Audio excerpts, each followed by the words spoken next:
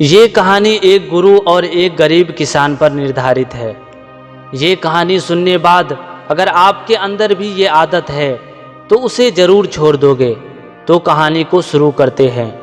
गुरु राम स्वरूप अपने शिष्यों के साथ भिक्षा लेने निकले थे। वह अपने गुरुकुल में भोजन की व्यवस्था भिक्षा मांगकर ही किया करते थे। जब वह एक कस्बे से दूसरे कस्बे की ओर जा रहे थे तो रास्ते में खेत मिलने लगे। किसी खेत में हरी भरी फसल तो कोई खेत बंजर नजर आ रहा था। ऐसे ही एक बंजर खेत पर किसान कुछ बुआई करने के लिए खेत को जोत रहा था। वहीं पेड़ के नीचे उसने अपना सारा सामान पोटरी आदि रखा हुआ था। गुरु राम स्वरूप के शिष्यों में एक शिष्य शरारती था। वह शरारती स्वभाव के कारण किसान की रखी हुई पोटरी उठा लाया।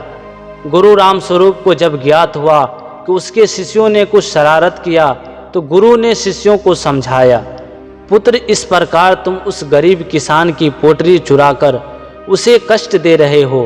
ये कार्य तुम्हें शोभा नहीं देता। तुम उस किसान की दुखी करके अपने ईश्वर को दुखी करोगे। तुम्हें जो पैसा भिक्षा में मिले हैं उसे ले जाकर उसी स्थान पर पोटरी सहित रख दो और फिर किसान का भाव देखना। शिष्यों ने ऐसा ही किया। वह पोटरी और भिक्षा में मिले हुए पैसे रख आता है। गरीब किसान काफ़ी दिनों से परेशान था। उसके घर में उसकी माता की तबीयत खराब थी। दवाई के लिए कुछ प्रबंध नहीं हो पा रहा था।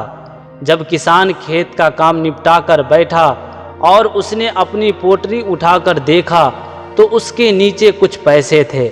उसने इधर उधर देखा किंतु कोई नजर नहीं आया। किसान पैसा लेकर बहुत खुश हुआ और ऊपर दोनों हाथ करते हुए ईश्वर को धन्यवाद करता रहा। संभव उसके माता के लिए दवाई का प्रबंध हो गया था। वो खुशी से आंसू बहाता और दोनों हाथ से पोंछता जाता। यह सभी गुरु राम स्वरूप और उनके शिष्यों छुपकर देख रहे थे। तो ये कहानी से यही सीख मिलती है कि किसी भी व्यक्ति को दुखी करने के बजाय अगर आप खुश करने की कोशिश की जाए तो ये खुशी दुगुनी हो जाती है।